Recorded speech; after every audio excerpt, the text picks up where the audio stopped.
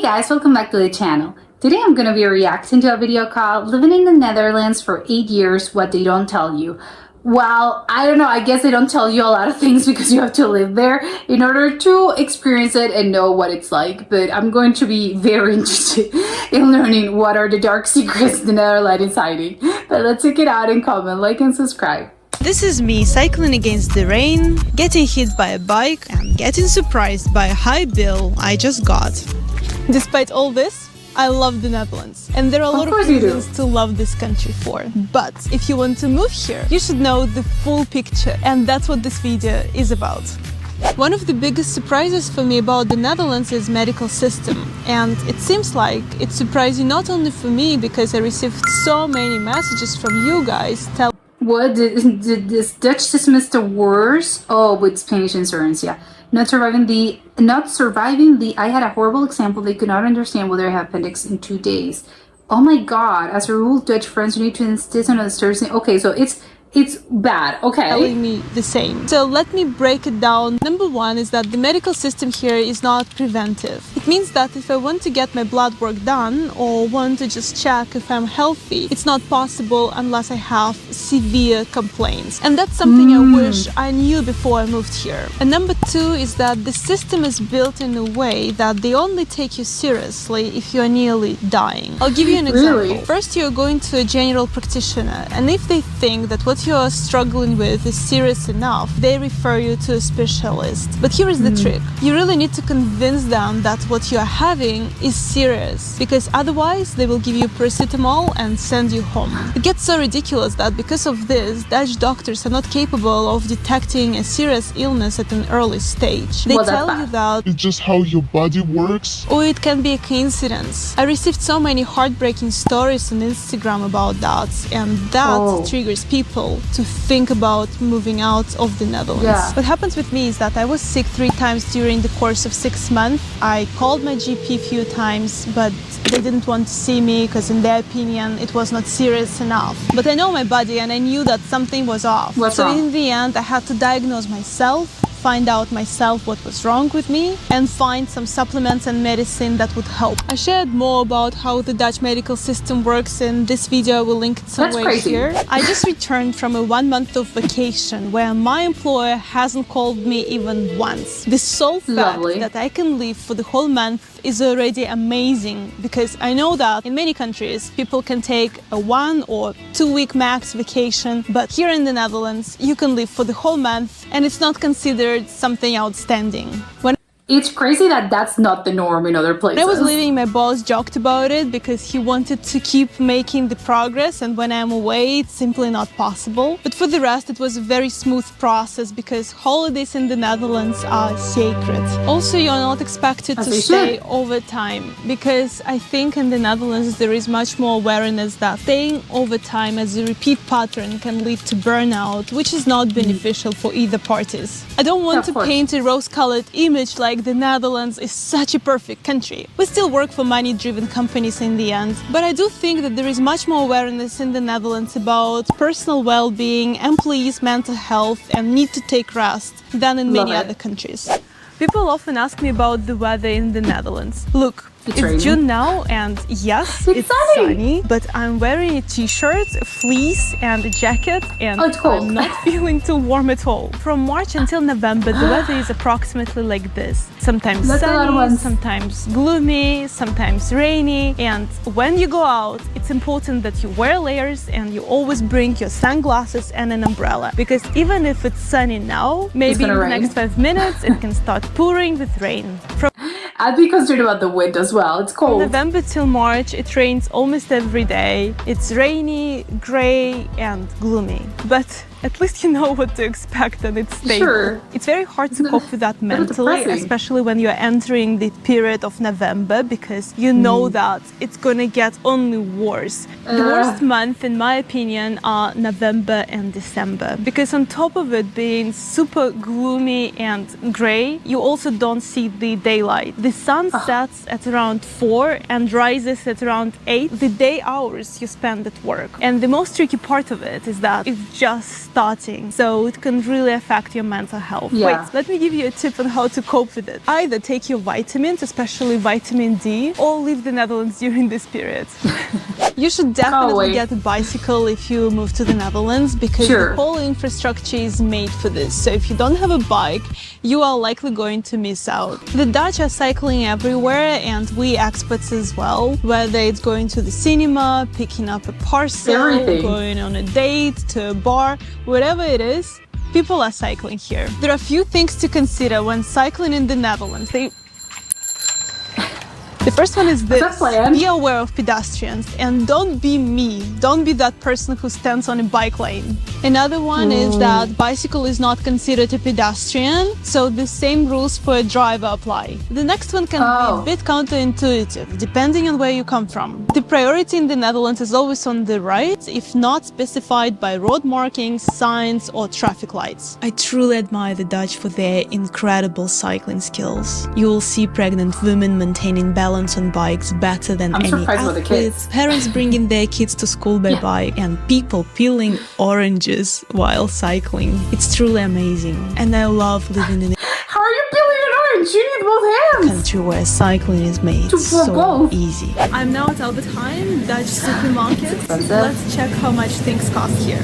Yeah, it's crazy. 1 kilo of chicken is 17 euros. Now it makes a little bit more sense why the Dutch eat cheese and bread for lunch. It's the cheapest you can find here. It's because it's cheap! But that's not too bad, right? Prices here are going to be relative for you. It depends on where you come from. If you come from LA, you might feel like you got into a paradise. But if you come from France or Germany, you might sense how expensive things are here. My subjective feeling is that for every single step here, you have to pay. And I understand that it's like this pretty much everywhere. But the difference is that what you have to pay here is quite a lot. I have another video where I broke down prices in the Netherlands and what you should expect to pay here. I will link it somewhere here. But here I want to give you some highlights. Rent has skyrocketed in the past years. When I moved to Eindhoven in 2017, I To be fair, rent has gone up everywhere. paid around 700 euros for a studio. That studio was 1 kilometer away from the city center, and the location was quite nice. Now, 700 euros, like it doesn't get you exist. anywhere. I don't know what you can get. Maybe a room in a shared house. We also pay high income tax in the Netherlands. You should expect to pay around 35%, and the tax system for a room, 1,700 euros, that's crazy. here is progressive. And on top of that, we pay other taxes like water tax or trash tax. For the health insurance, you should expect to pay around 150 euros per month. But this amount depends on your age and what you want to be covered. In terms of gym memberships, I outlined everything in this video. But recently I wanted to join a yoga studio and I was surprised by how expensive it is. For a membership that allows me to join one lesson per week, I would pay around 40 to 50 euros a month. Wow. And if you want unlimited, the price would be around 80 euros.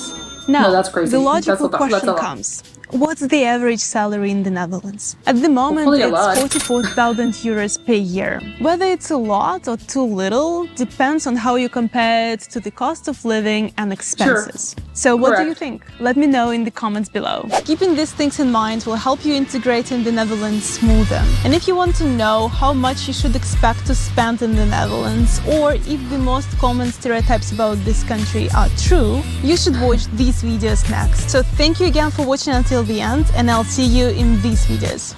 Yeah, I think the one that, you know, to begin with the whole expensive part, I did, you know, by the prices that she was talking about, yes, I really do think they're expensive. But obviously that's going to be relative depending on where you come from or what you're used to. And also I think because I always say this, I think it doesn't really matter where, you know, to compare prices, I think everywhere, because what matters is if your salary is enough to, I think, to have a really good standard of living. So it's kind of, I think, a little bit pointless to sort of compare it to other places to say, oh, you know, maybe, you know, she said what's the average, 44K. But yeah, maybe you can say, oh, but here, where I live, it's 60,000 or 100,000. I don't know. But also it's going to be, so cheap. Yeah, but I think it just depends because it's whatever. Well, yeah, what's the standard of living? How much does rent cost? How much food costs? How much, how much do you have to pay in taxes? Because I think ultimately that's really what's going to make a difference. Because sometimes maybe you can earn 150 euros. Yeah, sure. But if the standard of living where you are is that high, maybe ultimately you're going to be, oh no, everything's so incredibly expensive that I'm just barely sort of scraping by. So I think it's going to depend. It's really, yeah, what, you have to really compare to prices, I think, in that same country and see, again, is this enough? Does the 44K that she mentioned as the average, is that enough to have a good standard of living, in any city in the Netherlands? I think that's really what ultimately you should be focusing on, and not whether or not that's a lot or, that's more or less than what you're already earning in whatever you live. I don't know, but that's, again, that's I think what makes sense to me, logically. I think that's just, again, you have to compare it to the other, to what you're going to be paying there, what you're paying, what you're paying already, or what you're being paid in whatever it is that you live. But for the prices that she was talking about, I believe it is quite expensive. I don't know if it's just a recent thing in recent years. Has it always been like this? I have no idea. But the fact that a gym membership, for a yoga studio, it's not even a gym membership, that they used to be quite cheap. I think that's not really that expensive usually, but for a yoga studio, and it's only one class and it's 50 euros, that's crazy. That's a really, really expensive. And if you want more, it's around 80. No, that's a lot. That's really high. I think the rent for one, that I mean, not an actual, no, we get an apartment. I think sometimes, yeah, you can get, it's just depending on location, but it's 1700 euros. And what that gets you is just a room downtown.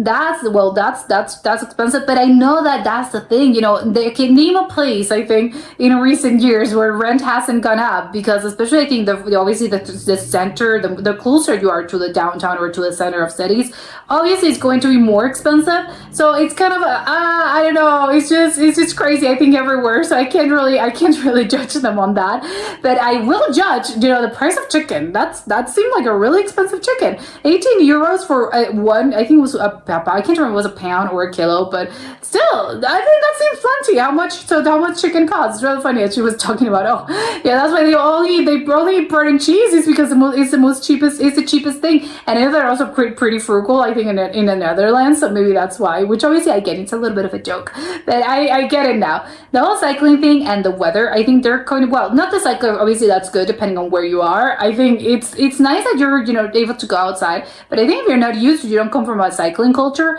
I think getting used to this, if you ever live here, I think I would have a bit of a culture shock. I don't know if I would love to live my life like this.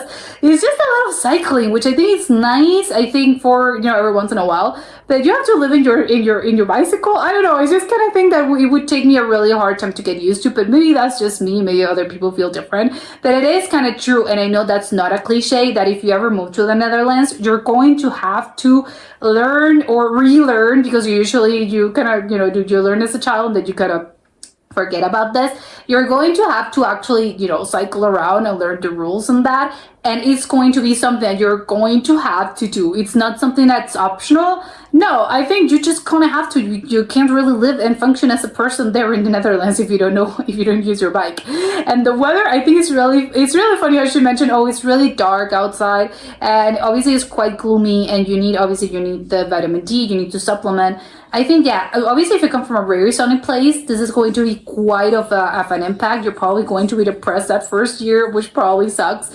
But I like that, no, you kind of have to take, you have to take measures in order for you to not to get depressed. Although probably if you come from a place in which you're already dealing with very harsh winters, maybe, I don't know, Nordic countries, Russia, I don't know, probably, the parts of maybe not even the US, because the US, even when it's bad, I don't think it's really that bad to the European levels. So I think maybe, yeah, if you're coming from Florida, you're going to have a really, really hard time, because it's, oh my God, it's so gloomy, you're going to get depressed. I wonder if Dutch people get depressed, they get seasonal depression, or it's just outsiders and immigrants that actually experience this, then maybe it could be not for them. Maybe they're used to this. Or maybe I think no, their body I think needs it, and they already know. Yes, I'm feeling very poorly. I'm wondering if it comes to a time where you just wanna. I feel awful about my life. I want to. I don't know. I need to go see a therapist. Everything sucks, or you're just in a constantly bad mood. Everything's annoying you, and you feel like, oh no,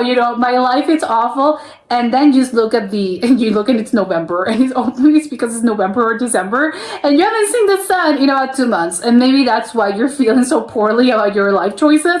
But it's just give it 2 months, and then around March apparently you're gonna be fine again. It's I love my life, what I was talking about, and I would love to know that happens, just because again it's the sun, and our bodies need it, and of course if you're still constantly surrounded by gloom and gray and no sunlight, well, that's going to happen. But they're probably used to this, so again, by the time they're probably feeling as if everything sucks and I hate my life, probably it's time for you to get on that vitamin D, and you need to supplement, and you need probably one of those lamps, and those light lamps, and then you're gonna be give it to a few weeks, and then you're gonna learn to like your life again. Never mind. I don't have to implode my life or relationships. It was just the weather. It was November. I'm sorry. So maybe I know I wouldn't visit again, although I would love to visit in December. I think Christmas during winter, I think it was very nice, and I would love to see how a Dutch Christmas looks like. But I think maybe not. I'm a little scared. Probably everyone's gonna treat you very poorly because everyone's depressed and everything sucks. So it's gonna be no. Probably I would go around during December because it's very nice. Although apparently don't get too used to, because even when it's sunshine and it's really sunny, it's going to be cold, and it's probably going to rain as well, which I think is one of the funny things about the Netherlands is, that's probably true. It doesn't matter how sunny it is. Give it a few hours, give it even a few minutes, and then it's going to start raining. But the good news, there's always going to, the sun's going to come out at the end. But, bring an umbrella, if you're ever in the Netherlands, carry an umbrella in your bicycle. But that was it for today, and I'll see you next time. Bye.